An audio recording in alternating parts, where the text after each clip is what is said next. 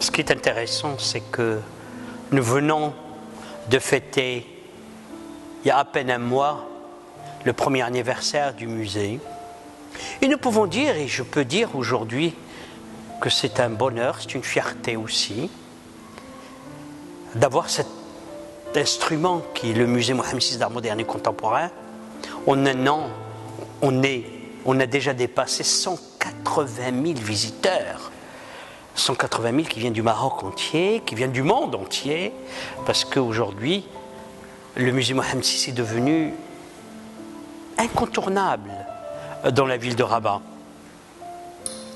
Aujourd'hui, c'est une question que tout le monde se pose, c'est que nous sommes en train d'écrire avec toute l'équipe du musée une belle histoire dans tout ce paysage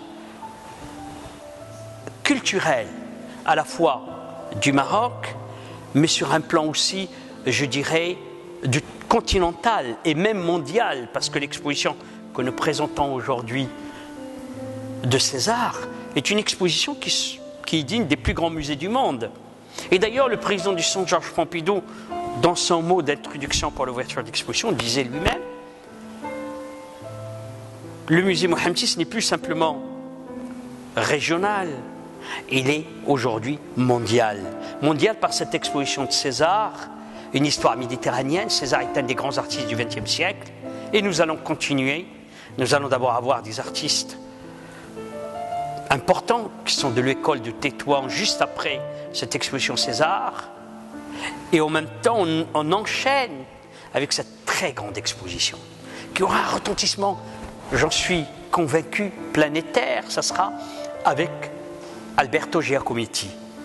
Ça sera des œuvres qui n'ont jamais été montrées nulle part et qui seront montrées au Maroc pour la première fois. Les gens me disent: mais comment a-t-on pu avoir accès à César, Giacometti, peut-être un peu plus après? Mais c'est par cette relation humaine que je dirais est la clé de tout.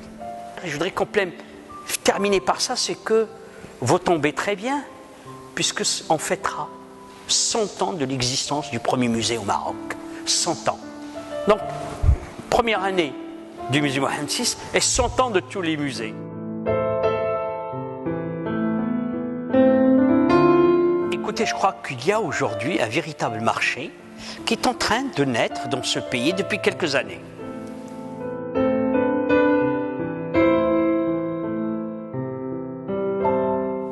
Écoutez, nos artistes ont une image absolument exceptionnelle, parce que d'abord on a des artistes sur l'international qui sont aujourd'hui parmi les artistes les plus cotés. Il ne faut pas l'oublier.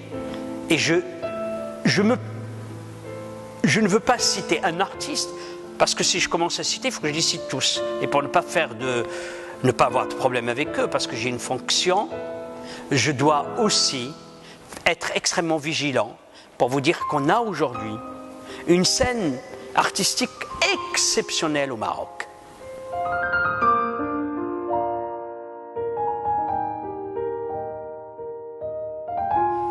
Pour le moment, non. Mais par contre, je peux vous dire qu'aujourd'hui, j'ai lancé dans notre stratégie, la stratégie de la Fondation nationale des musées, une rénovation de tous les musées du Maroc.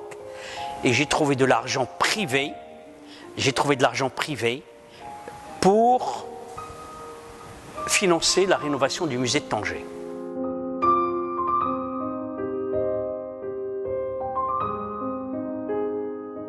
Écoutez, vous avez un jour par semaine qui est libre.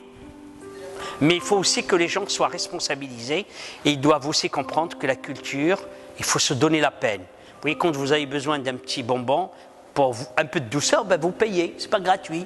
Donc on vient au musée, au moins symboliquement, parce que c'est pas très cher.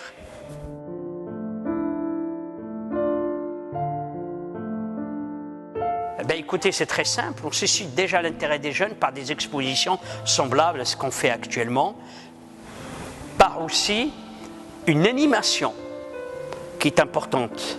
Et en même temps, nous sommes en train d'aller, on a signé un accord avec le ministère, une convention avec le ministère de l'Éducation nationale, qu'on est en train de mettre sur pied pour essayer d'aller vers les enfants des quartiers les plus je dirais, les plus défavorisés pour les faire venir. Et ainsi, vous savez, moi je ne fais qu'appliquer une politique de Sa Majesté qui est celle de vouloir ouvrir la culture, car c'est le seul rempart aujourd'hui que nous avons contre tout l'obscurantisme et toutes les intolérances d'où ils viennent. C'est aussi une façon d'ouvrir aux nouvelles, aux futures générations, la possibilité d'avoir un horizon dégagé devant eux. C'est la culture.